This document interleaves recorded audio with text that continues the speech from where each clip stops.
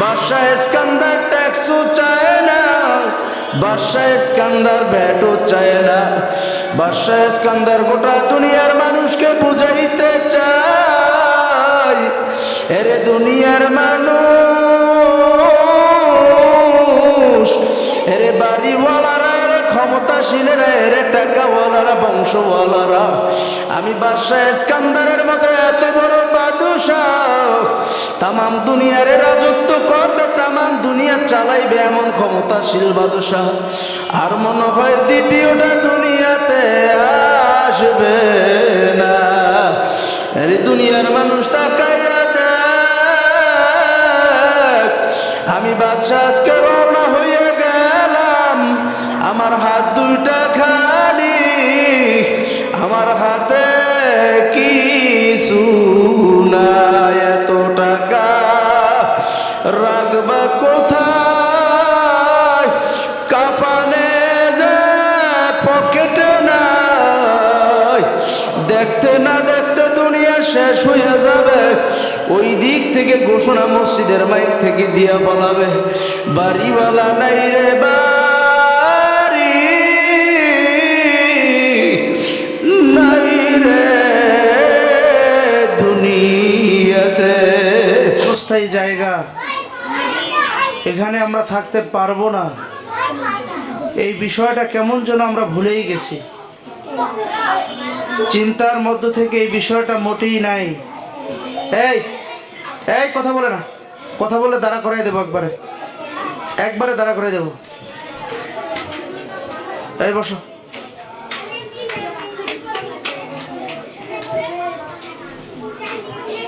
ওটা দিকে সামনে, এদিকে বল।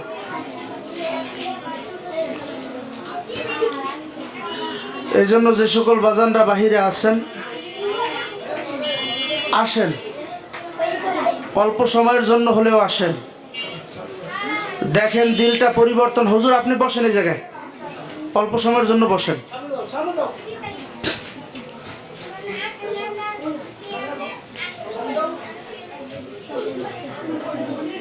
আল্লাহ কার দিল কিভাবে পরিবর্তন করবে কিছুই বলা যায় না। আজকে কিন্তু মাহফিলের কোনো অভাব নাই, প্রত্যেকটা পাড়ায় পাড়ায় মাহফিল হইতেছে, মহল্লা ভিত্তিক মাহফিল হইতেছে, এমনকি ইউনিটে মাহফিল হইতেছে। এত মাহফিল হওয়ার কারণে এক শ্রেণীর বাজানরা আছে, তারা বলে যে হুজুর এত মাহফিল তো মানুষ তো হেদায়েত হয় না। এটা কমন প্রশ্ন, যে যেখান থেকে কথাগুলো শুনতেছেন একটু খেয়াল করবেন, অনেক প্রশ্নের জবাব হয়ে যাবে, আপনাদের অনেক প্রশ্নের উত্তর মিলে যাবে। হেদায়েত হয় না এই প্রশ্ন ঠিক। দেখেন বয়ানের মাধ্যমে কিন্তু কারোর হেদায়েত হয় না, এটা চাইলেই আপনি হেদায়েত পাবেন, এটা মামার বাড়ির আবদার না, চাইলেই জোর করে পাওয়া যায় না, আর পাওয়া যাবেও না।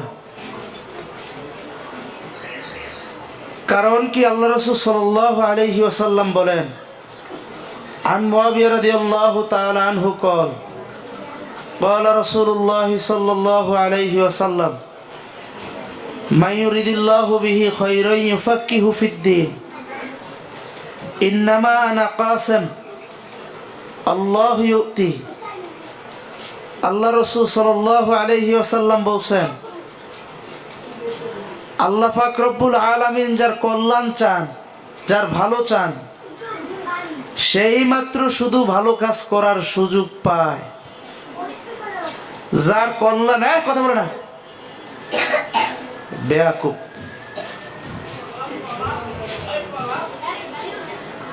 আল্লাহ রব্বুল আলামিন যার কল্যাণ চান সেই তো ভালো করতে পারবে। এখন আপনার কল্যাণ যদি আল্লাহ না চায়, আমার কল্যাণ যদি আল্লাহ না চায়, আমি ভালো কাজ করব কিভাবে? কারণ এটা তো আমার ব্যবসা না, আমি যে জোর করে ব্যবসা দাঁড় করাবো। এটা আমার চাকরি না, আমি জোর করে চাকরিটা টিকেই দেব। এটা আমার দুনিয়াবি কোনো কাজ না যে আমি টাকার বিনিময়ে হাসিল করে ফেলবো। এটা আল্লাহ প্রদত্ত জিনিস, আল্লাহ যার কল্যাণ চাবে ইউফাক্কিহু ফিদ্দীন, আল্লাহ তাকেই দ্বীনের বুঝ দিবে। তার মানে আপনি হেদায়েত চাইলে জোর করিয়া পারবেন না। এরপরে আল্লাহ রাসূল কি বলতেছেন? ইন্নামা আনা কাসিম, আমি শুধুই বন্টনকারী। আমি রসুল নিজের হাতে হেদায়েত নাই। আমি চাইলে নিজে কাউকে হেদায়েত করব সেই শক্তি আমি রসুলের হাতে নাই। তাহলে আল্লাহ পাক রব্বুল আলামিন আমার কাছে যা দেয় আমি শুধু তা বন্টন করে দেই। আল্লাহু ইউতি, আল্লাহর পক্ষ থেকে যা আমার কাছে আসে আমি তাই শুধুমাত্র বন্টন করি। এই জন্য হেদায়েত কোনো মানুষের হাতে না, খোদ নবীর হাতেও ছিল না।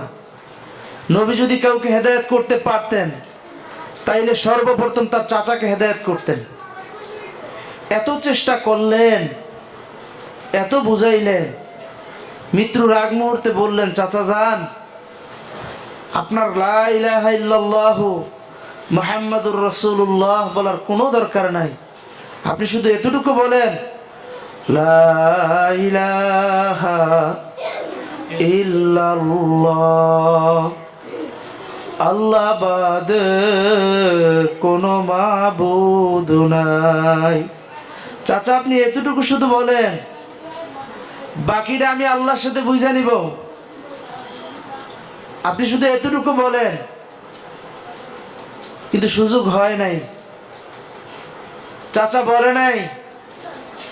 আল্লাহ রাব্বুল আলামিন নবীকে ডাক দিয়ে বলতেছে, হে নবী, ইন্নাকা লা তাহদি মান আহবাবতা ওয়ালাকিন্নাল্লাহা ইয়াহদি মান ইয়াশা।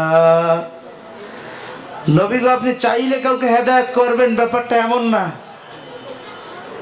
আমি আল্লাহ যাকে চাবো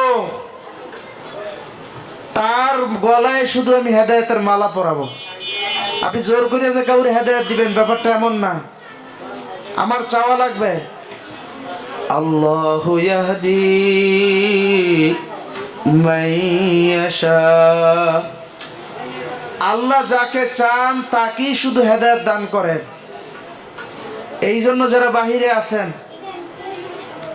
শুনতেছেন আওয়াজ, কোনো কাজ নাই, আমি তাদের পায়ে হাত রেখে বলবো, বাজান, সময় চলে যাবে, হায়াত এইভাবে চলে যাবে, শেষ, হিসাব কিতাব মিলে যাবে, কিন্তু আপনি আর আমি থাকবো না।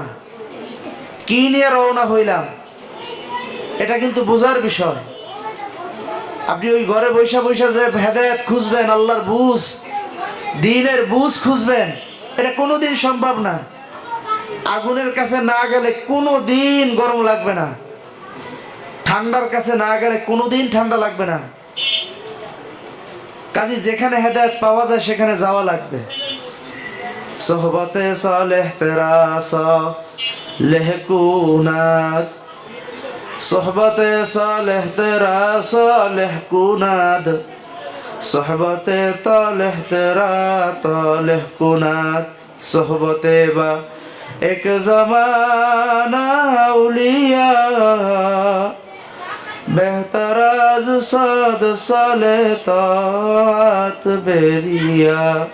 গেলে খুশবু এদর হাম্মাম রোজে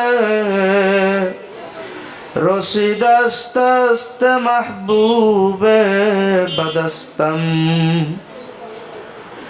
আল্লাহ যাকে চায় তাকে হেদায়েত দেন, যার মাধ্যমে আল্লাহ চান তার মাধ্যমে হেদায়েত দেন। জোর করিয়ে হেদায়েত পাওয়া যায় না। তবে হ্যাঁ, হেদায়েতের জন্য সোহবতে যাওয়া লাগে। যেমন একটা মাটির চাকাকে প্রশ্ন করা হইল, মাটির চাকা তোমার ভিতরে এত সুন্দর ঘ্রাণ, এরে মাটির চাকা এত সুন্দর ঘ্রাণ কোথার থেকে আসলো? মাটির চাকা উত্তর দেয়, এটা আমার কোনো কৃতিত্ব না। আমার বুকের উপরে একটা গোলাপের চারা ছিল, গোলাপের ফুল থেকে পাপড়ি গুলা জড়িয়া জড়িয়া আমি মাটির উপরে পড়লো। মাটির উপরে পড়তে পড়তে আমি মাটির বুকের উপরে এমন ভাবে মেলান হইল, আমি মাটির চাকা এখন আর মাটির চাকা নাই, আমি মাটির চাকা এখন গোলাপের খুশবুতে পরিণত হয়ে গেছি। এই জন্য বাজান সোহবতের খুব দাম। যেই আল্লাহর বান্দা বান্দিরা সোহবতে আসতে পারবে, আল্লাহ পাক রব্বুল আলামিন চাইলে সাথে সাথে তার দিলকে পরিবর্তন করতে পারে। আল্লাহু দাইফু লিমান ইয়াশা, আল্লাহ চাইলে তার দিলকে মুহূর্তের মধ্যে পরিবর্তন করে দিতে পারেন। আল্লামা থানবী রহমতুল্লাহ আলাইহি তার কিতাবের ভিতরে লেখেন, এক আল্লাহর বান্দা এরকম মাহফিলের পাশ দিয়ে রওনা হইছে, দিলের ভিতরে এমন বক্রতা কোনো সময় আলেমদের পক্ষে ছিল না, দিন ইসলাম বলতে কি জিনিস সে ভালো করে বুঝতো না। সব সময় ওলামা একরামদেরকে টিটকারি টিটপুনি মারতো, আর সব সময় আলেম বিদ্বেষী আল্লাহ বিদ্বেষী মনোভাব লালন করিয়া চলতো। মদ গাঁজা খাইয়া এমন অবস্থা হইছে, প্রতিদিন বাড়িতে যেয়ে স্ত্রীকে মারে। হঠাৎ একদিন আল্লাহর বান্দা এরকম একটা মাহফিলের পাশ দিয়া রওনা হইল, আল্লাহ বুঝ দিবে এই জন্যই হয়তো রওনা হয়ে গেছে। আল্লাহর বান্দা ওই মাহফিলের ভিতরে হুজুর কি বলে টিটকারির উদ্দেশ্যে ঢুকলো। ঢোকার পরে ওই সময়ের ভিতরে আল্লাহ রাব্বুল আলামিন ওই মাহফিলের উপর খাস রহমত বর্ষণ করতেছিল। থানবী রহমতুল্লাহ আলাইহি লিখেন, ওই মুহূর্তে আল্লাহর খাস রহমত সাকিনা ওই মাজলিসের উপর বর্ষণ হইতেছিল। আল্লাহর বান্দা যখন মাজলিসে বসলো, আল্লাহর বান্দা আমার মাওলার খাস রহমতের চাদরে আবৃত হইয়া গেল, জিন্দেগি পরিবর্তন হইয়া গেছে, দিল পরিবর্তন। কি করলাম, জিন্দেগি কেমনে কাটাইয়া দিলাম। আমার মাওলা আমাকে সৃষ্টি করলো, আমার মাওলা আমার উপর কি দয়া করলো, আমার মাওলা আমার উপর কি মায়া করলো, এই চিন্তা দিলের ভিতরে চলে আসছে। দিলটাকে ভাঙ্গিয়া কেমন যেন নিজের গুনার কথা স্মরণ করিয়া এখন আল্লাহকে ডাক দেয়, আল্লাহ ও দয়ার মালিক, জিন্দেগি ভর আপনার নাফরমানিতে কাটাইয়া দিলাম, জীবনের আজকের এই অন্তিম মুহূর্তে আসিয়া তো আপনাকে চিনলাম, আপনি যদি মাফ না করেন উপায় নাই। আল্লাহর বান্দা মাহফিলের ভিতরে বইসা রয়েছে, সমস্ত মানুষ মাহফিল থেকে চলিয়ে গেছে, মাহফিল শেষ। হুজুরের পাও দুইটা ধরিয়া বলে, হুজুর আমি যে অপরাধ করছি, আমার মাওলায় যদি মাফ না করে আমার উপায় নাই। হুজুর বলে, বাবা কোনো টেনশন নাই, আমার মাওলা এত দয়ার মাওলা, লা তাকনাতু মির রাহমাতিল্লাহ, আমার মাওলা এত দয়ার মাওলা, এত কুদরতের মাওলা, আমার মাওলার দরজা নৈরাশের দরজা না, আমার মাওলার দরজা ভাগিয়া যাওয়ার দরজা না। আমার মাওলার কাছে যদি তওবার মতো তওবা করতে পারো, আমার মাওলা এত দয়ার মাওলা, ইন্নাল্লাহা গফুরুর রহিম, আমার মাওলা শুধু ক্ষমা করবেই না, আমার মাওলার গুনাহগুলোকে নেকের দ্বারা পরিবর্তন করিয়া দিবে। আল্লাহর বলদা ভাঙ্গা দিল নিয়ে বাড়িতে চলিয়া গেল, প্রতিদিন বাড়িতে যাইয়া স্ত্রীকে মারে, আজকে চোখের মধ্যে পানি, স্ত্রীকেও মারে না, কান্না কান্না ভাব, আর নিজের ভিতরে অনুশোচনার ছাপ। স্ত্রী বলে, স্বামী গো আপনার কি হইল, আপনি কি অসুস্থ নাকি? স্বামী ডাক দিয়া বলে, স্ত্রী না না না, আমি অসুস্থ না, স্ত্রী আমি অন্যায় করিয়া ফেলাইছি, আমাকে দয়া মায়া করিয়া মাফ করে দাও। হ্যাঁ, কথা বলে। স্ত্রীর কাছে স্বামী ক্ষমা চাইতে আছে, এতদিন পর্যন্ত অন্যায় করিয়া ফেলাইছি, দয়া করিয়া স্ত্রী তুমি আমাকে ক্ষমা করিয়া দাও। আর তুমি যদি ক্ষমা না করো, আমার মাওলায়ও ক্ষমা করবে না। স্বামীর ভিতরে অনুশোচনা কাজ করতে আছে, কি করলাম কি করলাম কি করলাম। এই জন্য আমার মা বোনরা যারা বাসা বাড়িতে আছেন, আমি অনুরোধ করব, আপনার স্বামী সন্তানগুলো বিভিন্ন দুনিয়ার নেশাগ্রস্ত হইয়া নষ্ট হইয়া যাইতে আছে, দুনিয়ার ভিতরে পড়িয়া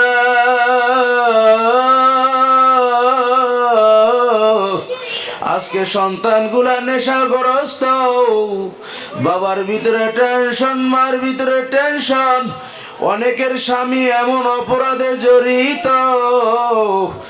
এমন উশৃঙ্খল জীবনে পরিণত হইয়া গেছে, আখারে মাদকাসক্ত হইয়া জিন্দিগিটা ধ্বংস, নারী আসক্ত হইয়া জিন্দিগিটা, জুয়ার আসক্ত হইয়া জিন্দিগিটা ধ্বংস। পায়ে দুইটা দরিয়া বলি, মা সন্তানটারে দরিয়া পাঠায়া দাও। ও আমার বোন, তুমি তোমার স্বামীটাকে ধরিয়া পাঠাইয়া দাও। আমার মাওলার যদি দয়া হয়, তোমার স্বামী, তোমার সন্তানের দিল মুহূর্তের ভিতরে আমার মাওলায় পরিবর্তন কইরা দিতে পারে। আল্লাহু দাইফু লিমান ইয়াশা, আমার মাওলা চাইলে মুহূর্তের মধ্যে তোমার সকল জনের, আপন জনের, যারা দুনিয়ার ভিতরে বিভিন্ন অপরাধে জড়িত, এমন অপরাধে জড়িত, কাউকে বলতেও পারো না, সহ্য করতে পারো না, পাও দুইটা ধরিয়া পাঠাইয়া দাও। আরে দিল ভাঙ্গিয়া দোয়া করব, আমার মাওলা যদি কবুল করে, এর সে শান্তি আর কিছুতে হইতে পারে না। এই জন্য আমার বাজানদেরকে বলবো, পর্দার মা বোনদেরকে বলবো, যারা বাহিরে আছেন, কাজ নাই, আর কতটা সময় গাফেল থাকবেন, আর কত সময় দুনিয়ার পিছনে দৌড়াবেন। আখারে দুনিয়া দুনিয়া করতে করতে করতে তোমার দাড়িগুলা ছিল কুচকুচে কালো, এখন আয়নার সামনে যাইয়া দেখো দাড়িগুলা কেমন জানি পাকিয়া পাকিয়া যায়। আখারে চোখের ভিতরে এমন শক্তি ছিল, এখন চোখের কাজ করে না, দৃষ্টি কেন যেন ক্ষীণ হয়ে আসতেছে। আগে হাতের ভিতরে এত বেশি শক্তি ছিল, এখন কেন যেন হাতের শক্তিও কমিয়া যায়। আগে 50 কেজি ওজনের ওজন নিয়ে মাথায় নিয়ে হাঁটতে পারতাম, এখন কেমন যেন 50 কেজি তো দূরের কথা, 5 কেজি ওজন নিয়ে হাঁটতে পারো না। বুকের ভিতরে ধুরপুর করে। বাজান, তুমি কি মনে করতে আছো প্রাকৃতিক ভাবে এইরকম হইতে আছে? না না না না, আমার মাওলায় প্রত্যেকটা মুহূর্তে সিটি মারতে আছে, আর চিঠি দেয়, আর সিগন্যাল বাজায়। এরে আব্দুল কারিম,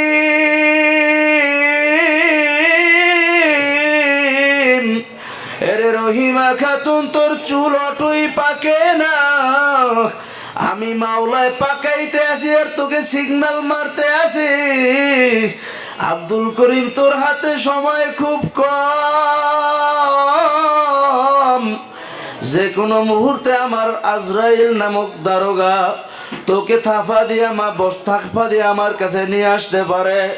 খোদা না খাস্তা, খোদা না খাস্তা, যদি নাফরমান অবস্থায়, আমার মাওলার নাফরমানিতে লিপ্ত থাকা অবস্থায় আমার মাওলার দারোয়ান যদি তোমার উপরে থাবা মারিয়া বসে, আর কোনদিন উঠবা না।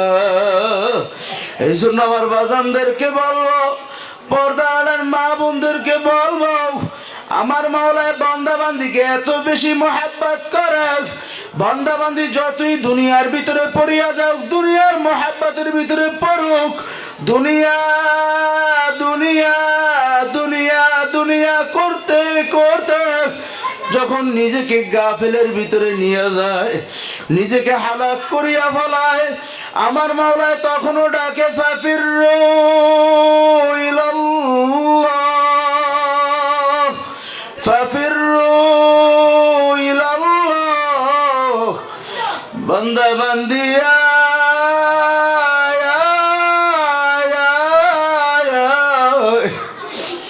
বান্দা বান্দিয়া বান্দা বান্দিয়া। আর কতকাল গাফেল থাকবি, আর কতকাল আমার নাফরমানি করবি? এরে বান্দা বান্দি, তুই তোর দিকে তাকাইয়া দেখ, আমি মাওলায় তুই মানুষের উপরে যে কি দয়া করলাম, একবারও তুই চিন্তা ফিকির করিয়া দেখলি না? একটু বালিশের সাথে মাথাটা লাগাইয়া, এরে ঢাকার শহরের বড় মিয়ারা, বালিশের সাথে মাথা লাগাইয়া একটু চিন্তা করিয়া দেখে রে। কথা বলে হুজুর কোথায়? এখানে হুজুর হুজুর ছিল না?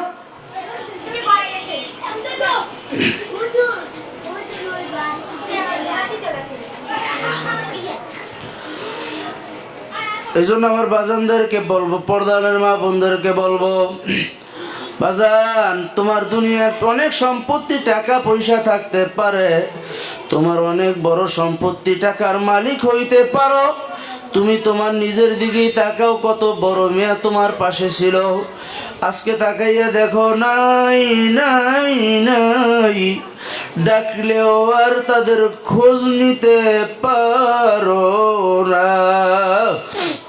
এই জন্য আমার বাজানদেরকে বলবো, পর্দার মা বোনদেরকে বলবো, বাজান একটু চিন্তা করেন, আমার মাওলার তোমার উপরে কি দয়ার মায়া। একবার যদি একটু চিন্তা করেন, আমার মাওলায় বুঝ দিতেও পারে তোমার আমার উপর আমার মাওলায় কি ইহসান করলো। আমার মাওলার কাছে তুমি কোনোদিন দরখাস্ত করো নাই, ও দয়ার মালিক, আমাকে মানুষ হিসাবে সৃষ্টি করে, তোমার তো একটা রুহু, গরুরও তো একটা রুহু, তোমারও একটা রুহু, কুকুরেরও একটা রুহু। আমার মাওলায় তোমার রুহুটাকে যদি কুকুরের রুহুর ভিতরে ঢুকাইয়া, কুকুরের রুহুটা যদি তোমার ভিতরে ঢুকাইয়া দিত, আখারে কিছুই বলার সুযোগ ছিল না। আমার মাওলার কি যে ইহসান। কোন এক কবি বলতে আছে, আদমি দাদাইবা জব মুসলমা করদাই, আয় খোদা কর বাশাবাম এহসাবর এহসা করদাই। আমার মাওলা শুধু মানুষ হিসেবে বানাইছে, এখানে ক্ষান্ত না। আমার মাওলায় মানুষ হিসেবে বানানোর পরে তোমাদেরকে আমাদেরকে সর্বশ্রেষ্ঠ জাতি মুসলিম হিসেবে বানাইল, আর বিনা দরখাস্তে বানাইল। এরে মানুষ, তুমি একদিনও চিন্তা করছো আমার মাওলায় তোমাকে আমাকে কিভাবে বানাইলো? আজকে তোমার এত শক্তি, দুনিয়ার টাকা পয়সা প্রাচুর্যের কারণে আমার মাওলারে বলছো। আমার মাওলায় বলে, বান্দা বান্দি, তোকে তো আমি এমন একটা ভাবে পদ্ধতিতে আমি বানাইলাম, এরে মানুষ তুই কেন গাফেল, তুই কেন আমার চিন্তা থেকে মুক্ত? আমার মাওলা ডাক দিয়া বলতেছেন, হাল আতা আলাল ইনসানি হিনুম মিনাদ দাহরি লাম ইয়াকুন শাইআম মাযকুরা ইন্না খালাকনাল ইনসানা মিন নুতফাতিন আমশাজ নাবতালিহি ফাজআলনাহু সামিআন বাসীরা। আমার মাওলা ডাক দিয়ে বলে, রে মানুষ,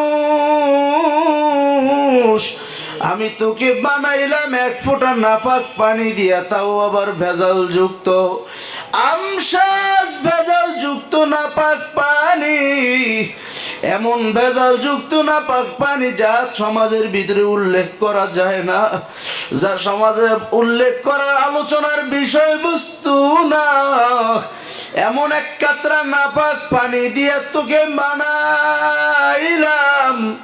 তুই একটু চিন্তা ফিকির করিয়া দেখ তোকে বানানোর পদ্ধতি গুলা কি রকম। মানুষ, তোকে আমি তোর মায়ের রেহেমের ভিতরে এক ফোঁটা নাপাক পানি থেকে আমি রক্ত বানাইলাম, রক্তকে গোশত বানাইয়া, গোশতকে হাড়ের সাথে লাগাইয়া, ফাকাসাউনাল ইযামাল লাহমা, গোশত হাড় একত্রিত করিয়া আমি তোকে এমন সুন্দর একটা আকৃতি দিলাম। আখারে তুই একবার তাকাইয়া দেখ, দুনিয়ার ভিতরে হাজার হাজার আমার মাখলুকাতের ভিতরে তোকে শ্রেষ্ঠত্ব দান করলাম। আমার মাওলায় বলতে আছেন, ফি আহসানি তাকওয়িম, এত সুন্দর আকৃতি তুই মানুষ তোকে আমি দান করলাম, যার কাউকে দেই নাই। মায়ের গর্ভের থেকে তোকে আমি এত সুন্দরভাবে নিয়ে আসলাম, তোর উপরে আমি মাওলার কি যে দয়া। ওই মায়ের শরীরটাও দুর্বল, তোর শরীরটাও দুর্বল, তুইও তোর মাকে বলতে পারো না, ও মা গো আমার মুখ শরীর এত দুর্বল, আমি দুধু খাবো। তোর মায়ের হাতটা যদি ভুল ক্রমে তোর মুখের উপরে পড়িয়া যায়, তুই বাঁচার আর কোনো শক্তি রাখো না। সেখানে আমার মাওলায় খাস কুদরতে তোকে বাঁচাইয়া দিল। কোন বাচ্চাকে কোন মা বাবা সেফটি দিয়ে পানিতে পড়া থেকে, বিভিন্ন দুর্ঘটনা থেকে হেফাজত করা কোনো গার্জিয়ানের পক্ষে সম্ভব না। আমার মাওলায় সেখানেও তোকে সিকিউরিটি দিল, তোকে আমার মাওলায় সেখানেও হেফাজত করলো। তুই বড় হয়ে গেছো, এখন তোর ভিতরে আমার মাওলায় মেধা দিছে, আরে তোর ভিতরে এখন শক্তি, তোর ভিতরে এখন কত সৌন্দর্য আমার মাওলায় দিল। তুই তো মানুষ, তোর মতো এরম কত মানুষ বিভিন্ন জায়গায় মাহফিলে যায়। ওই যে কিছুদিন আগে শরীয়তপুর মাহফিলে গেলাম, সেখানে এক আল্লাহর বান্দা তার সন্তানকে নিয়ে আসলো, আইসা বলে হুজুর দোয়া কইরেন। আমি বলছি ফি আমানিল্লাহ, আল্লাহ কবুল করে। হুজুর বাচ্চাটার জন্য একটু দোয়া কইরেন, আমার বাচ্চাটা প্রতিবন্ধী, বোঝার কোনো উপায় নাই, এত সুন্দর চেহারা, কথা বলতে পারে না, ওয়া ওয়া করে। কিন্তু আমার মাওলায় তোমাকে কত সুন্দর বাক শক্তি দিল, তোমার জবানটা সুন্দর করিয়া রাখলো। আমার মাওলায় তোমাকে সুস্থ সুন্দর বানায়া চাইলে তোমাকেও কিন্তু বোবা বানাইয়া দিতে পারতো। তোমার আমার উপরে এত দয়া, তোমাকে আমাকে বোবাও বানায় নাই, কালাও বানায় নাই। আরে কত সুন্দর মানুষ, দেখতে দেখা যায় চক্ষুও সুন্দর, কিন্তু চোখে দেখে না, জন্মান্ধ। আমার মাওলায় তোকে আমাকে এত সুন্দর ভাবে বানাইলো, বানানোর সাথে সাথে চক্ষুটাও সুন্দর রাখলো, এরপরেও তুই আমাকে আমি মালিক রে চিনো না। আমি মাওলার ইহসান, আমি মাওলার দয়া সম্পর্কে তুই একদিনও চিন্তা করো নাই। আমার মাওলায় ডাক দিয়া বলতেছে, ইন্নাল ইনসানা লিরাব্বিহি লাকানুত, মানুষ বড় নিমখরাম, মানুষ বড় অকৃতজ্ঞ। আমার মাওলায় ডাক দিয়া বলে, রে বান্দা বান্দি, আমি তোকে সব দিলাম, তোর জন্য সব কিছু আমি তৈরি করিয়া দিলাম, তোকে শুধু আমি বানাইলাম আমার গোলামির জন্য। আমি শুধু শুরুতে যে আয়াতখানা তিলাওয়াত করলাম, আমার মাওলায় বলতেছেন, ইন্নাল ইনসানা লিরাব্বিহি লাকানুত, মানুষ বড় নিমখ হারাম। কারণ আমার মাওলায় বানাইছে তোমাকে আমাকে কেন? ওমা খালাকতুল জিন্না ওয়াল ইনসা ইল্লা লিয়াবুদুন, তোমাকে আমাকে বানাইছে আমার মাওলার গোলামি করার জন্য, ইবাদত করার জন্য। কিন্তু কোন হুকুমে আমার মাওলায় তোমাকে পায় নাই, কোন কাজে আমার মালিকের কোন কাজের ভিতরে তোমাকে পায় নাই। আমার মাওলা এখন বলে আমি তোকে সব তো দিলাম, এখন তোর শক্তি হইছে, মেধা হইছে, বুদ্ধি হইছে, এখন বান্দা বান্দি তুই আমাকে বলছ। কোন এক কবি আমার মাওলার ভাষায় বলে, যখন তোমার কেউ ছিল না তখন ছিলাম আমি, এখন তোমার সব হয়েছে পর হয়েছি আমি। আবার যখন তোমার কেউ রবে না তখন রব আমি, আমার কাছে আসতে হবে যতই ভাবো তুমি। আমার মাওলায় বলে, রে বান্দা বান্দি, তোকে তো বানাইলাম আমার গোলামির জন্য, কিন্তু তামাম দুনিয়ার সব মাখলুকাত আমি কেন বানাইলাম? তামাম দুনিয়ার সমস্ত মাখলুক গুলারে অখলিকলাকুম মা ফিল আরদি জামিয়া, তামাম দুনিয়ার সব মাখলুক গুলা বানাইছি তুই মানুষের জন্য। তুই মানুষ শুধু আমার গোলামি করবি, আর তামাম দুনিয়ার সমস্ত মাখলুক গুলা তোর গোলামি করবে। তামাম দুনিয়ার ভিতরে যদি কোনো মাখলুক না থাকে, ওই মাখলুকের কোনো ক্ষতি নাই। আগামীকালকে যদি সূর্য না উঠে, সূর্যের কোনো ক্ষতি নাই। আগামীকাল থেকে যদি দিন না হয়, দিনের কোনো ক্ষতি নাই। আগামীকাল থেকে যদি দেশের সমস্ত গরু ছাগল মহিষ ভেড়া দুম্বা মারা যায়, মহিষ ভেড়া দুম্বার কোনো ক্ষতি নাই। কিন্তু মানুষ তুমি আর আমি ওয়াসল হইয়া পড়ব, তোমার আমার কি হবে?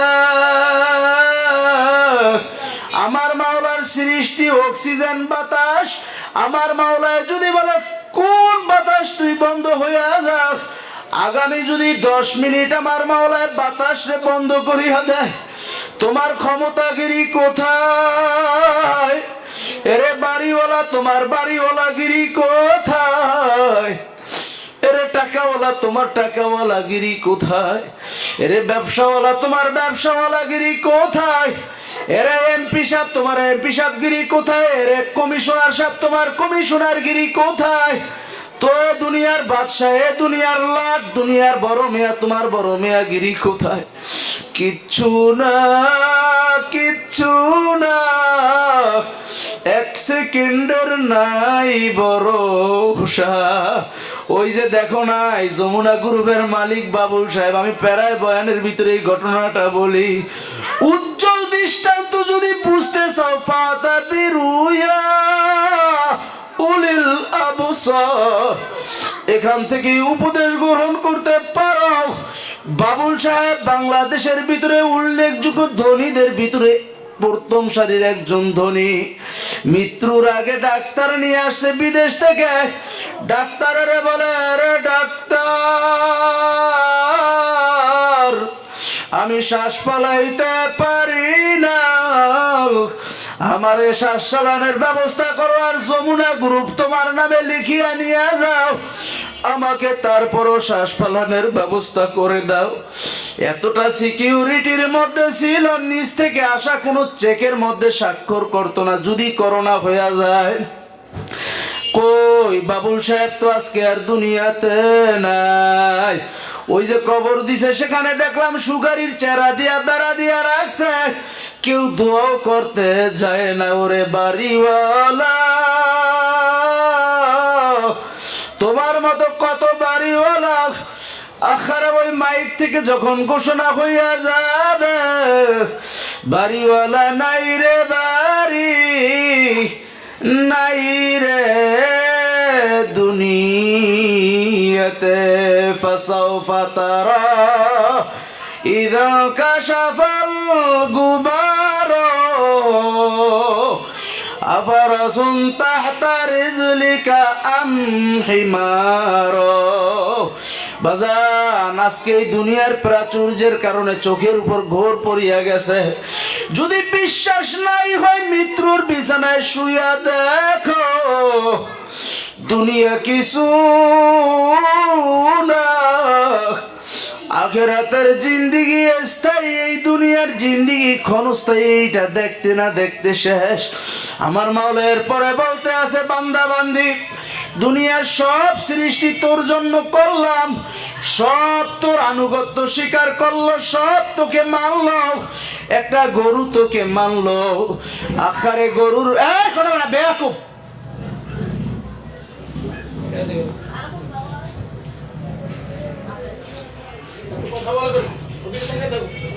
বাড়ির ভিতরে গরু পালেন, যাদের গরু আছে দেখবেন গরুটা কিভাবে মালিকের দাসত্ব করে। গরুটাকে রাত্রবেলা বান্ধিয়ে রাখা হয় যাতে করিয়া সকালবেলা ভরপুর দুধ দেয়। গাবি গরুর বাচ্চাটা হাম্বা হাম্বা হাম্বা করিয়া ডাকে।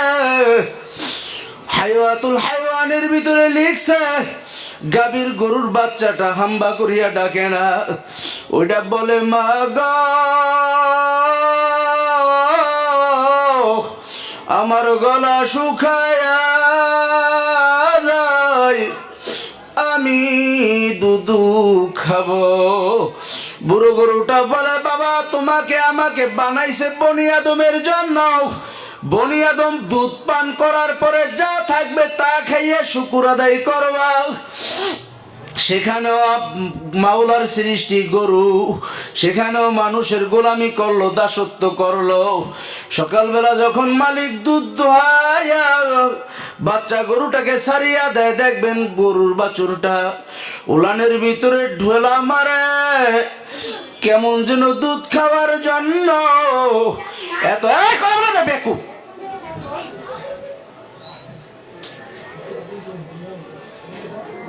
নষ্ট করে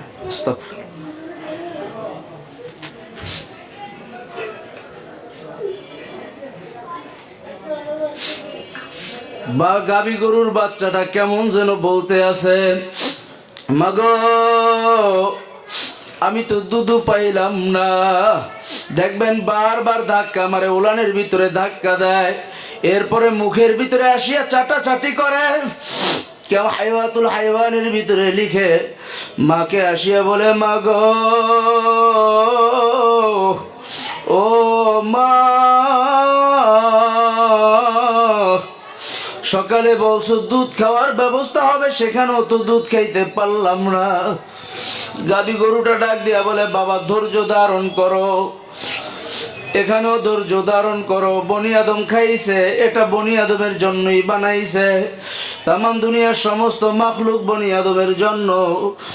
বাজান সব কিছু বনি আদম তোমার জন্য, তোমাকে আমাকে বানাইছে আমার মাওলার গোলামির জন্য।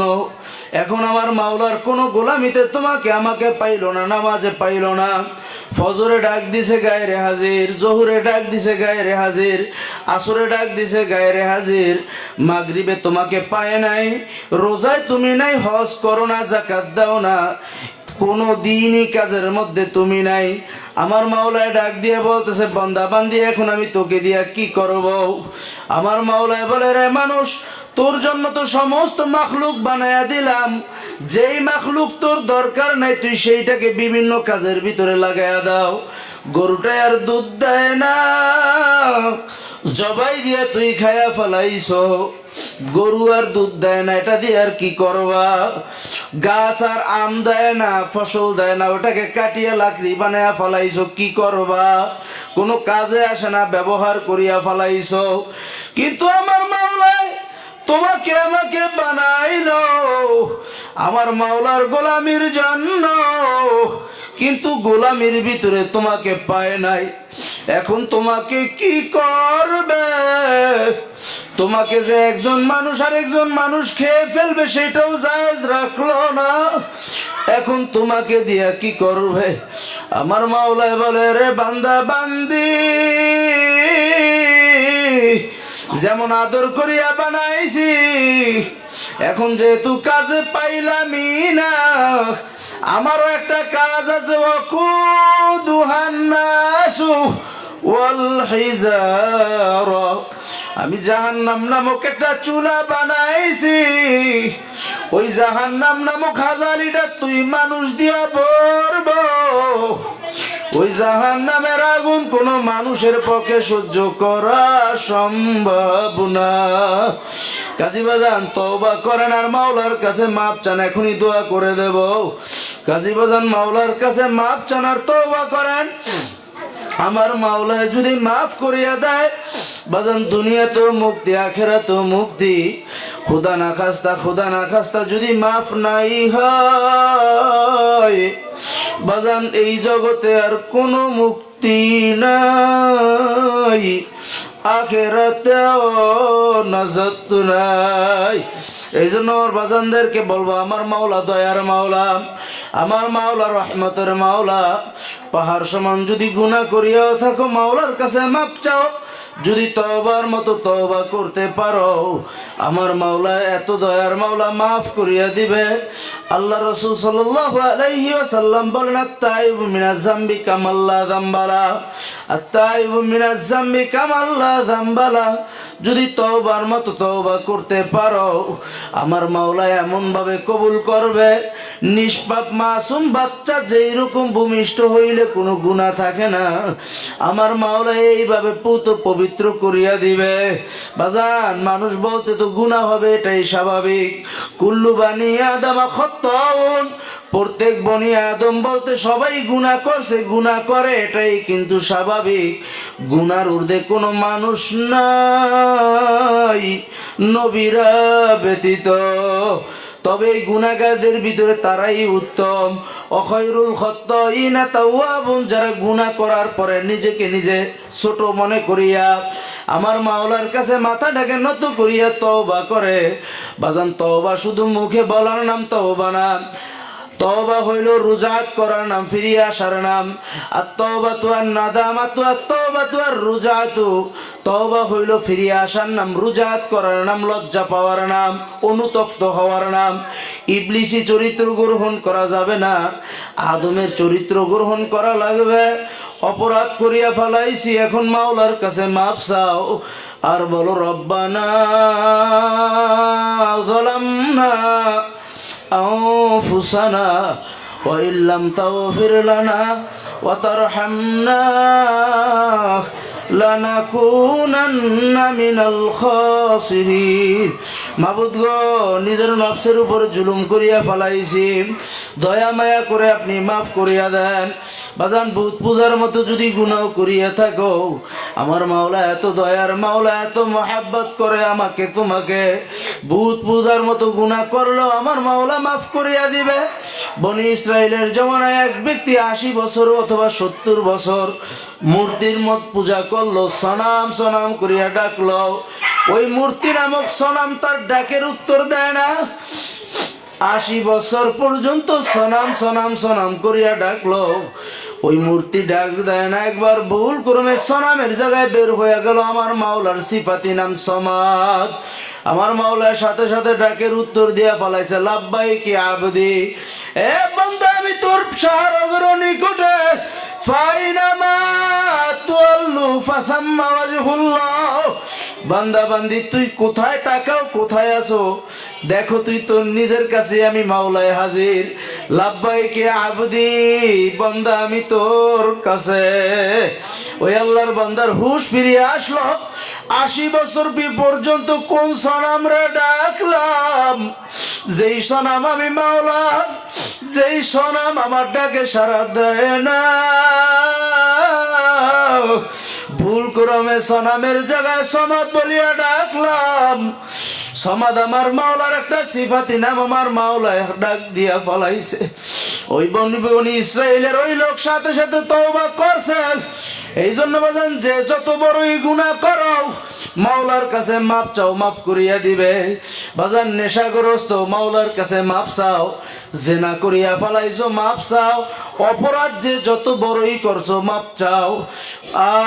মাবুদ গো, অপরাধ করিয়া ফালাইছি, আর গুনাহ করব না, দয়া মায়া করে মাফ করে দেন। এই জন্য বাজানদেরকে বলবো, পর্দালের মা বোনদেরকে বলবো, বাজান রে খুব ভালোভাবে বোঝার চেষ্টা করা লাগবে। আমার মাওলার কাছে যদি মাপের মতো মাপ চাইতেই পারো, আল্লাহর ফজলে করমে দেখবা দিলের ভিতরে এমন প্রশান্তি চলে আসবে। বাজান এই প্রশান্তি কিন্তু কোনো বাদশাহী দিয়েও হয় না, কোনো বাদশার কাছে এই প্রশান্তি নাই। আল্লামা খাকানি রহমাতুল্লাহ আলাই বলেন, আখারে আমি 30 বছর পর্যন্ত বিভিন্ন জায়গায় ঘুরলাম, কোথায় শান্তি পাওয়া যায়, আমি কোথাও শান্তি পাইলাম না। শান্তি খুঁজতে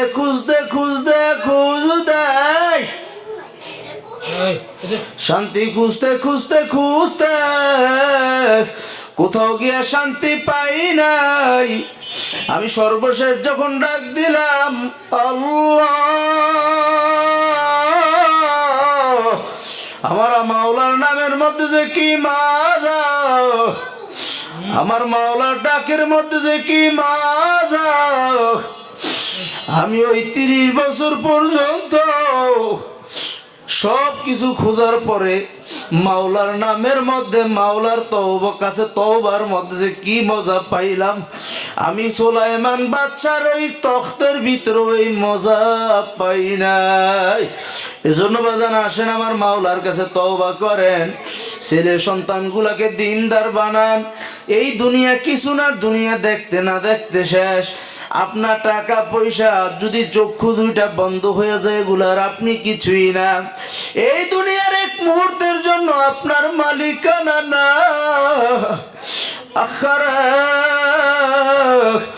ওই যে আমাদের বরিশাল অঞ্চলের মেহেন্দিগঞ্জে মাহফিলে গেলাম, সেখানে এক শিল্পপতি দুনিয়ার থেকে বিদায় হইয়া গেল। আখারে রাত্রেবেলা লাশ স্ত্রী রাখতে চায় না, বাহির করিয়া দিতে চায়। ডাক দিয়া বলে, ইমাম সাহেব, স্বামীর লাশ ঘরে রাখা যাবে না, ছেলে মেয়ে ভয় পাবে। এর বাড়িওয়ালা, এমন একটা দিন তো আসবে, তোমার লাশ দেখলে তোমার স্ত্রী ভয় পাবে, তোমার সন্তান ভয় পাবে। এটাই দুনিয়ার বাস্তবতা, এটাই দুনিয়ার হাকিকত সে তু দুনিয়া বে খবর হ্যায়, দুনিয়া কি নুমাইশ পর নজর হ্যায়। দুনিয়া কিছু না, দুনিয়ার হাকিকত না জানার কারণে দুনিয়ার মধ্যে পড়িয়া গেলাম। দুনিয়া করতে করতে এমন অবস্থা হইছে, তুমি আর কত টাকার মালিক, তুমি আর কত সম্পদের মালিক, কত বড় বাদশাহ, কত বড় মেয়া। দুনিয়ার ভিতরে 4 জন লোক গোটা দুনিয়ার রাজত্ব করলো।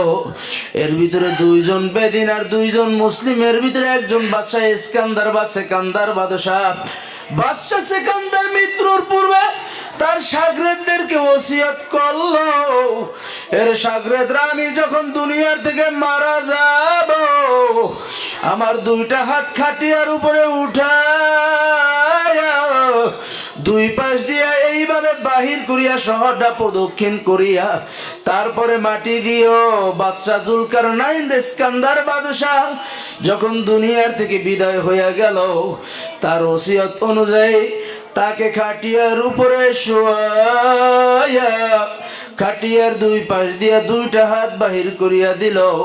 পুরা শহর ঘুরায়, শহরের মানুষ বলতে আছে, বাদশাহ ইস্কান্দার বাদশাহ থাকা অবস্থায় আমাদের কাছ থেকে ট্যাক্স ভ্যাট নিত।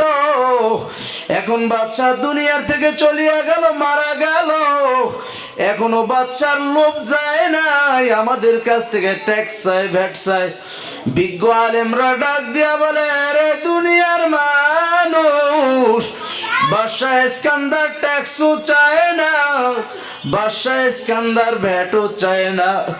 বাদশাহ ইস্কান্দার গোটা দুনিয়ার মানুষকে বুঝাইতে চায়, এরে দুনিয়ার মানুষ, এরে বাড়িওয়ালারা, এরে ক্ষমতাশীলেরা, এরে টাকাওয়ালারা, বংশওয়ালারা, আমি বাদশাহ ইস্কান্দারের মতো এত বড় বাদশাহ তামাম দুনিয়ারে রাজত্ব করবে, তামাম দুনিয়া চালাইবে এমন ক্ষমতাশীল বাদশাহ আর মনে হয় দ্বিতীয়টা দুনিয়াতে আসবে না। এই দুনিয়ার মানুষ তাকাইয়া দেখ, আমি বাদশাহ আজকে রওনা হইয়া গেলাম, আমার হাত দুইটা খালি, আমার হাতে কিছু নাই, এত টাকা রাখবা কোথায়, কাপানে যে পকেটে নাই, দেখতে না দেখতে দুনিয়া শেষ হইয়া যাবে। ওই দিক থেকে ঘোষণা মসজিদের মাইক থেকে দিয়া ফলাবে, বাড়িওয়ালা নাই রে বাড়ি, নাই রে দুনিয়াতে। মসজিদের সামনে যখন তোমাকে নিয়ে যাবে, এইদিকে তোমার ছেলে সন্তানগুলা কান্না করতেছে, কেউ খন্তা কুড়াল নিয়ে দৌড়ায়, তোমাকে চিরতরে বিদায় দিয়া দিবে। আখারে যাদের সাথে বাজারে একসাথে চার দোকানে আড্ডা দিতা, যাদের সাথে একসাথে বিভিন্ন গল্প গুজব করতা, তাকাইয়া তাকাইয়া দেখো সবাই তোমার আশেপাশে আসতেছে, কিন্তু কেউ আর তোমার আপন না। ওইদিকে ছেলে মাগুলা কান্দে, আব্বা আব্বা, মেগুলা কান্দে, আব্বা আব্বা। ওরে দুনিয়াদার, তুমি আর ডাকে সারা দিবা না, চিরতরে তিন কাপড় দিয়া বিদায় দিয়া দিবে।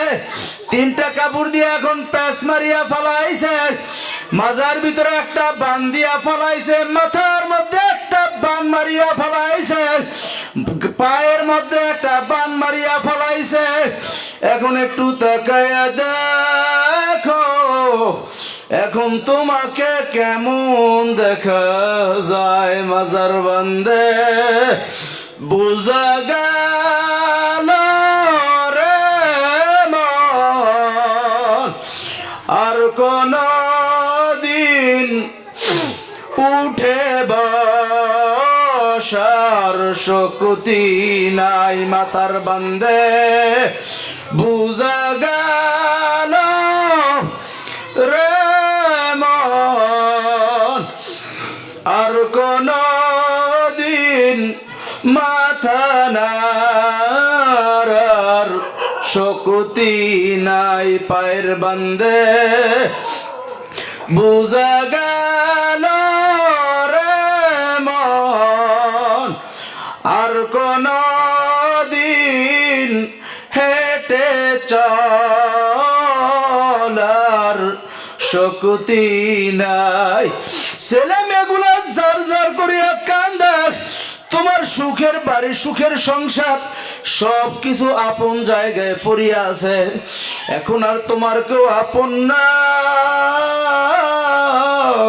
সুখের বাড়ি, শখের সংসার সব জায়গায় পড়িয়া রইল, সুখের বাড়ি, শখের সংসার সাজায়া, সুখের বাড়ি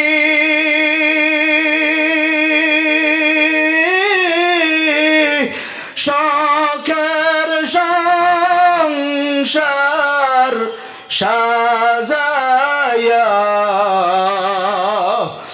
যাইতে হবে, এই সব কিছু সারিয়া যাইতে হবে, দালান কোঠা সারিয়া প্রাণ পাখি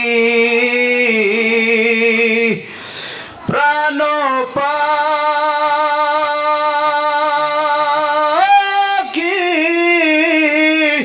ফাঁকি দিয়া যেদিন চলিবে প্রাণ পাখি ফাঁকি দিয়া যেদিন চলিবে শূন্য খাসা এ জমিনে পরে রবে শূন্য গাছা এই জমিনে পরে রবে সুখের বাড়ি শখের সংসার সাজাইয়া যাইতে হবে এই দুনিয়া সারিয়া লাশটি আমার থাকবে পরে বাড়ি রাঙ্গিনায় লাশটি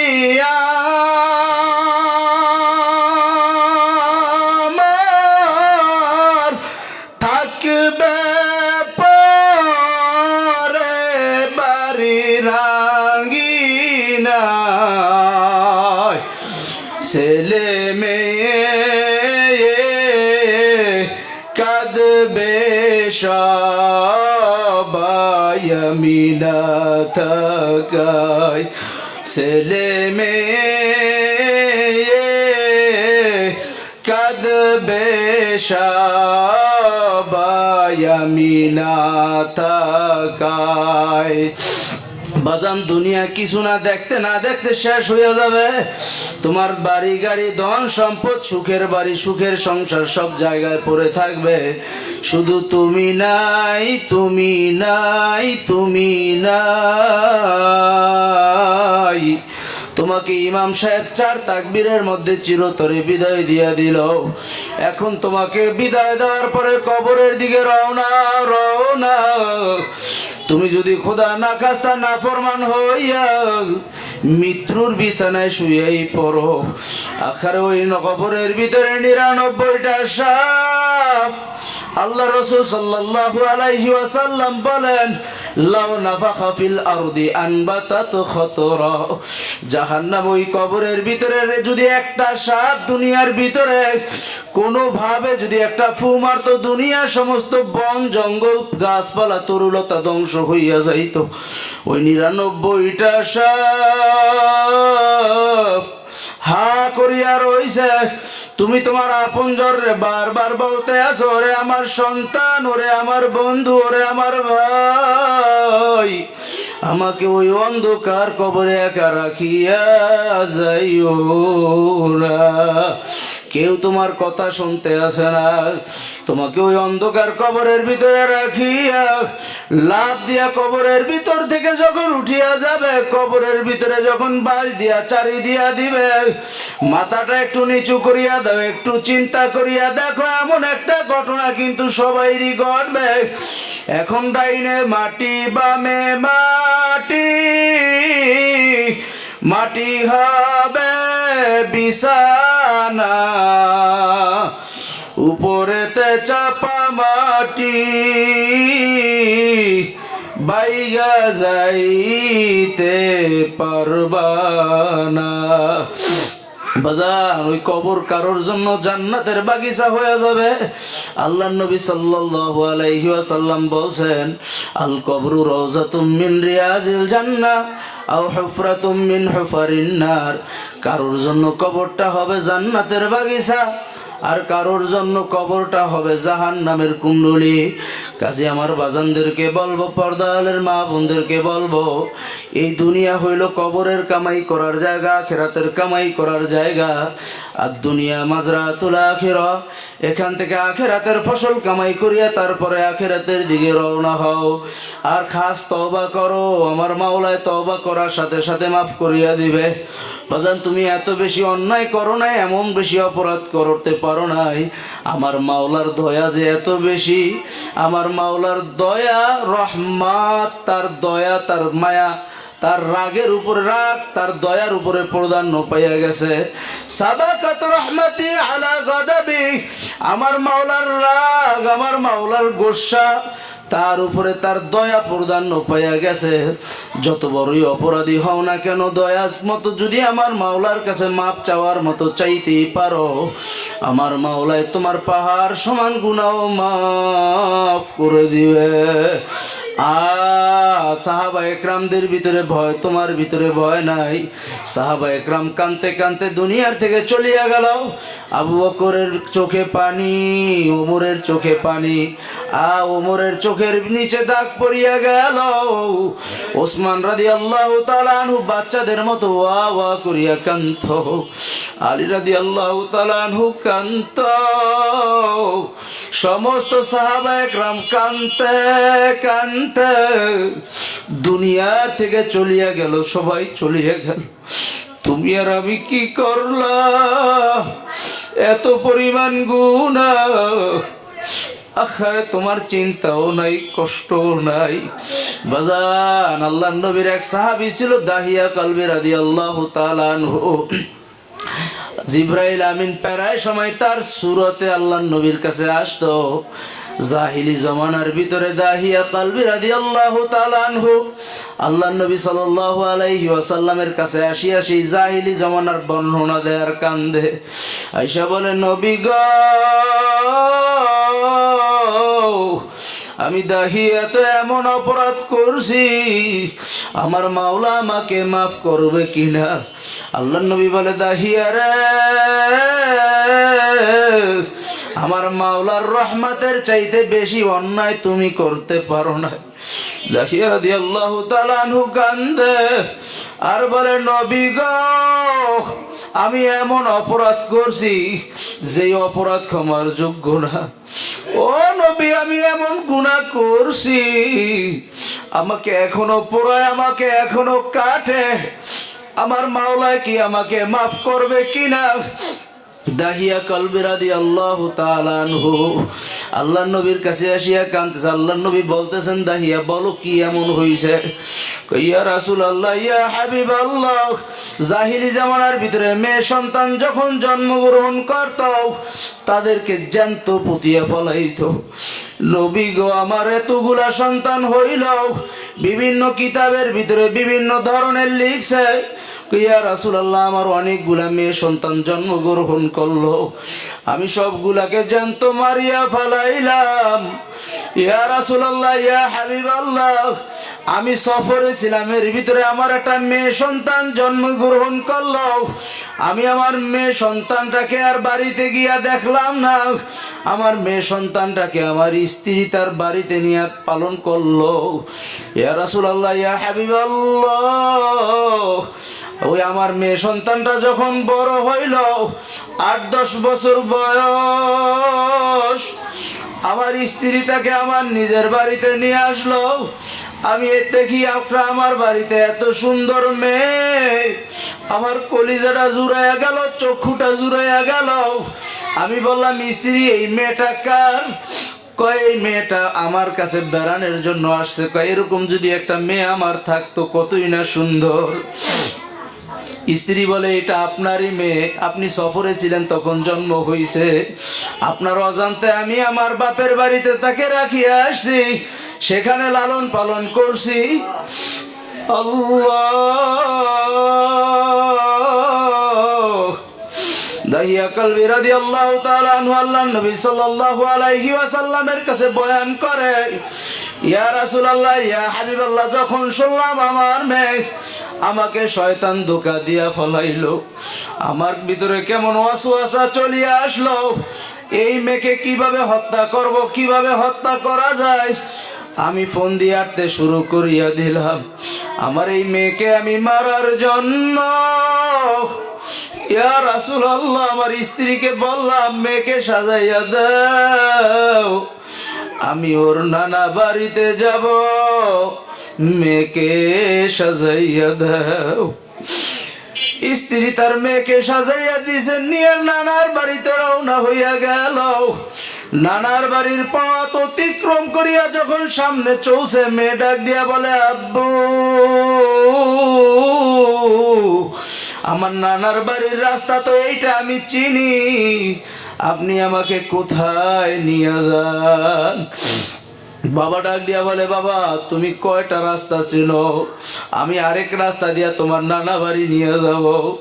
মেয়ে 8 বছরের মেয়ে, বুঝতে শিখছে, বুঝতে পারছে, অনেক বুদ্ধিমতী মেয়ে। পাহাড়ের কাছে যখন নিয়ে গেল, দেখে বাবা সেখানে গর্ত করিয়া রাখছে, পাথর কাটি টিলা বানাইয়া রাখছে। মেয়ে বুঝতে আর বাকি নাই, বাবা আমাকে জ্যান্ত পুতিয়া ফলাবে। ওই গর্তের কাছে যখন নিয়ে গেল, বাবার পাও দুইটা জড়ায়া ধরিয়া বলে, বাবা গো আমি আর জীবনে তোমাকে বাবা বলিয়া ডাকব না, আমাকে দয়া মায়া করিয়া ওই চাপা পাথর দিয়া মারিও না, আমি আর কোনদিন তোমাকে বাবা বলে ডাকবো না। বাবা তুমি আমাকে মাফ করিয়া দাও, আমি আর কোনদিন তোমার বাড়িতেও যাব না, তোমার ত্রিসীমানায়ও যাব না। বাবার হৃদয়ের ভিতরে একটু মায়া হইল না, ধাক্কা দিয়ে গর্তের ভিতরে ফেলা দিল। দাহিয়া কলবি কান্দে আর বলে, নবী গো আমি যখন ওকে চাপা পাথর দিয়া চাপা দিয়া দিতেছি, মের মের করিয়া শব্দ হইতেছে, ওর হাড় গুলা ভাঙতে আছে। ইয়া রাসূলুল্লাহ এর ভিতরে আমার দাড়ির ভিতরে কিছু ধুলাবালি লাগিয়া গেছে। আমার মেয়েটা আমার দাড়ির গুলার ভিতর থেকে ধুলাবালি গুলা ঝাড়িয়া দেয় আর বলে, আব্বা তোমার গায়ের ভিতরে ময়লা লাগে, তুমি আমাকে আস্তে আস্তে মারিয়া ফেলাও, তোমার যাতে কোনো কষ্ট না হয়। বাবা দেখবেন মেয়েরা বাবাকে একটু বেশি ভালোবাসে।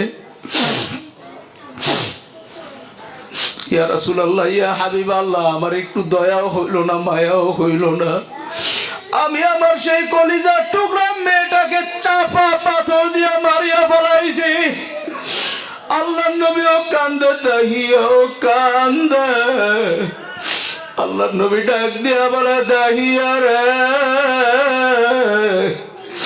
এটাও কি মানুষ করতে পারে, এই কাজও কি মানুষ করে। আল্লাহর নবীও কান্দে, দাহিয়াও কান্দে। আল্লাহ রাসূল বলতেছে, ওই কথা স্মরণ করো, এখন আমার মাওলার কাছে তওবা করো। আমার মাওলা তো ঘোষণা দিয়েছে, ইল্লা মান তাবা ওয়া আমানা ওয়া আমিলা আমালান সালিহা ফাউলাইকা ইউবাদদিলুল্লাহু সাইয়্যাতিহিম হাসানাত ওয়া কানা আল্লাহু গফুরুর রহিমা। আমি মাওলা তো দয়ার মাওলা, যদি তওবার মতো তওবা করতে পারো আমি মাওলা সমস্ত গুনাহ মাফ করব। শুধু গুনাহ মাফ করবই না, ইন্নাল্লাহা গফুরুর রহিম, গুনাহগুলোকে নেকের দ্বারা পরিবর্তন করিয়া দিব। কাজী বাজান আমিও আপনাদের কাছে দোয়া চাই, সবাই সবার জন্য দোয়া করবেন। আমিও আপনাদের জন্য দোয়া করি, বিশেষ করে এই প্রতিষ্ঠানটার জন্য দোয়া করবেন। আল্লাহ যেন এই প্রতিষ্ঠানটাকে কবুল করিয়া নেয়। আজকে ছোট, একদিন এই প্রতিষ্ঠান বড় হবে ইনশাআল্লাহ। একদিন এই প্রতিষ্ঠান জান্নাতে যাওয়ার জন্য, আপনার আমার মুক্তির জন্য ওসিলা হিসাবে দাঁড়াবে। এই জন্য যার যেইভাবে সুযোগ হয় প্রতিষ্ঠানকে সহযোগিতা করবেন, ধর্মীয় প্রতিষ্ঠান। এই জন্য প্রতিষ্ঠানের জন্য দোয়া করবেন, সবাই সবার জন্য দোয়া করবেন। অত্র এলাকার প্রত্যেকের জন্য দোয়া করব। অনেকে কবরবাসী হয়ে গেছে, সবাই কবরবাসীদের জন্য দোয়া করব। ব্যবসায়ীদের জন্য দোয়া করব, আল্লাহ যেন ব্যবসায়ীদের ব্যবসার ভিতরে বরকত দিয়া দেয়। মুখতার মোল্লা ভাই দোয়া চাইছে তার মা বাবার জন্য। তার দাদা এই মসজিদের মোতাওয়াল্লি ছিলেন, আল্লাহ যেন তাকে মাফ করিয়া দেন। বংশের মোল্লা পরিবারের সবাই যারা কবরবাসী হয়ে গেছে সবাইকে যেন মাফ করে দেয়, তাদের জন্য দোয়া করব। সবাই সবার জন্য দোয়া করবেন, আমিও দোয়া চাই, আপনার দোয়া করি। আল্লাহ যেন আগামী দিন কাল কিয়ামতের ময়দানে একসাথে গলাগলি বাঁধিয়া আমার মাওলার রাজি খুশি করাইয়া মাওলার জান্নাতে যাওয়ার তৌফিক দিয়া দেয়। আল্লাহুম্মা আমিন, আল্লাহুম্মা আমিন, আল্লাহুম্মা আমিন। এ ঘরের মেয়ে লোকেরা হাত উঠাও, মাওলার কাছে কান্দো আর মনের বুঝাও রে মন। একদিন এই ঘরে নতুন বউ হয়ে উঠছিল, আবার এমন একটা দিন আসবে যেই দিন 5টা কাপড় দিয়ে তোমাকে প্যাঁচ মারিয়া ফেলাইবে।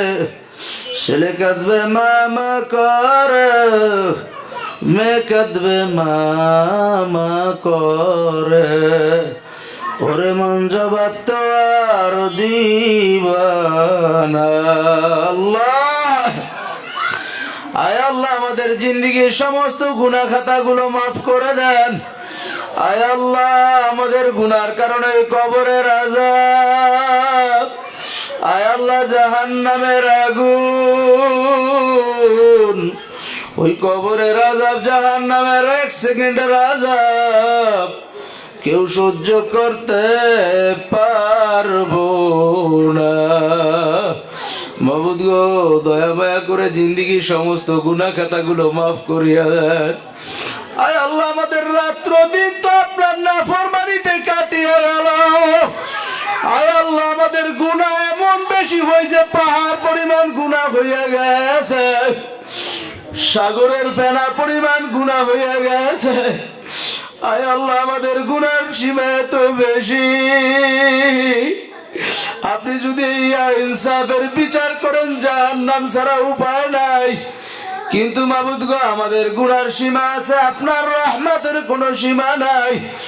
আপনি আমাদের গুনার দিকে না তাকায়া আপনার খাস রহমতের দিকে তাকায়া আমাদের জিন্দেগির সমস্ত গুনাহ খাতাগুলো মাফ করে দেন। মাবুদ গো আপনি যদি মাফ না করেন কার কাছে যাব? দুনিয়ার ভিতরে মানুষ সংকট পড়লে একজনের কাছে না পাইলে আরেকজনের কাছে যায়।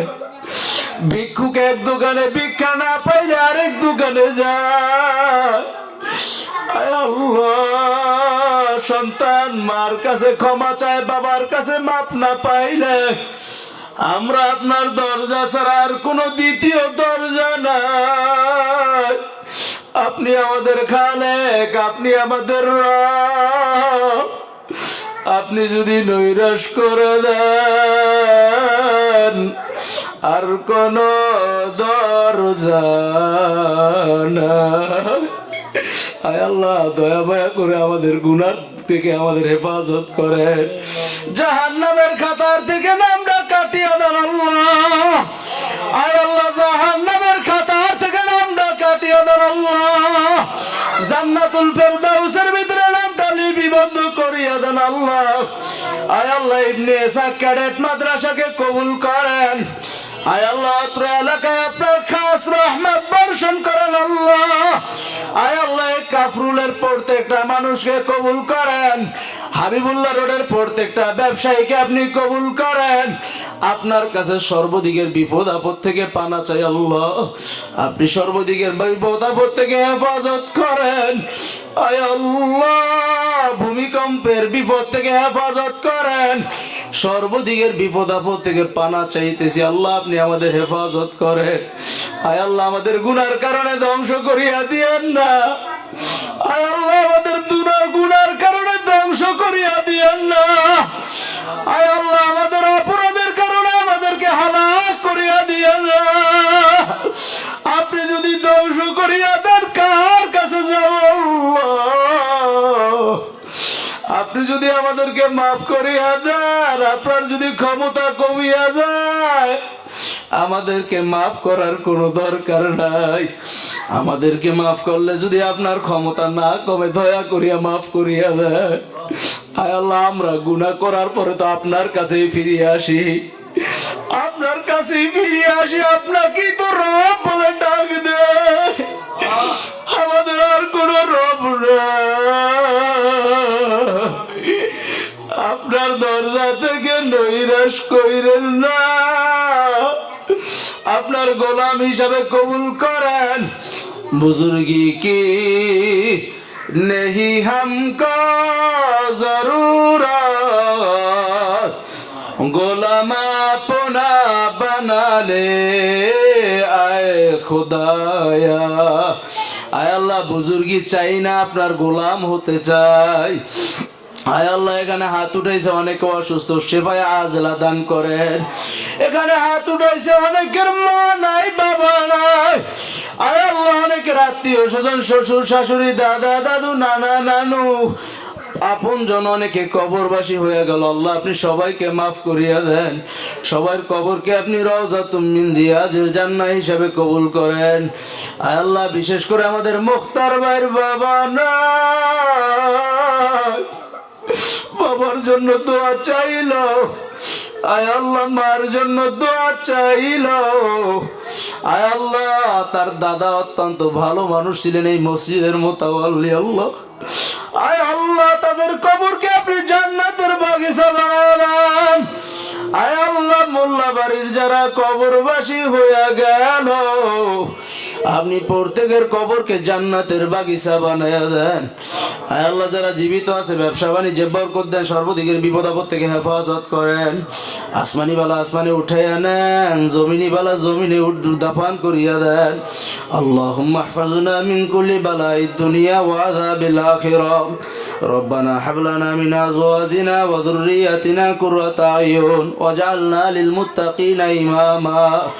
আয় আল্লাহ এই মাদ্রাসাটা আপনার হাতে সুপর্দ করিয়া দিলাম।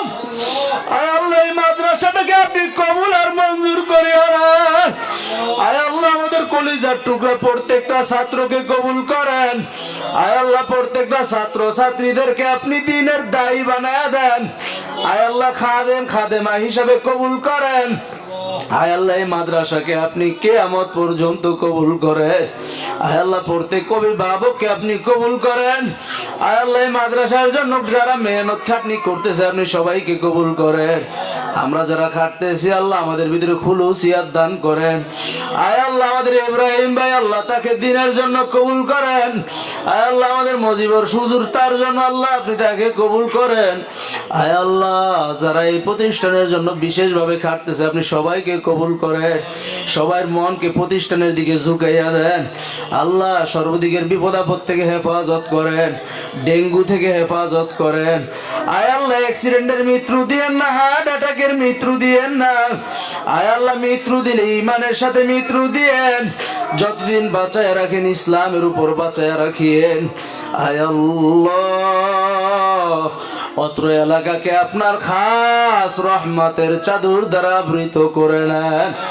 রব্বানা হাব লানা মিন আজওয়াজিনা ওয়া যুররিয়াতিনা কুররাতা আয়ুন ওয়াজআলনা লিল মুত্তাকিনা ইমামা।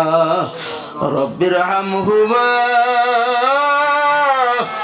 কামা রব্বায়ানি সগীরা। রব্বিরহামহুমা কামা রব্বায়ানি সগীরা। আয় আল্লাহ কে জানি বাড়িতে যাইয়ে মারে আর মা বইলা ডাকবেন আল্লাহ। কার যেন জনম দুঃখিনী মা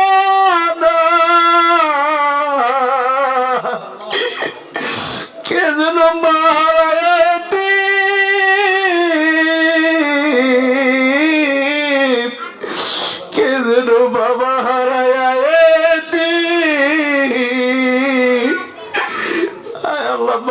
কবরকে জান্নাতের বাগিচা বানায়।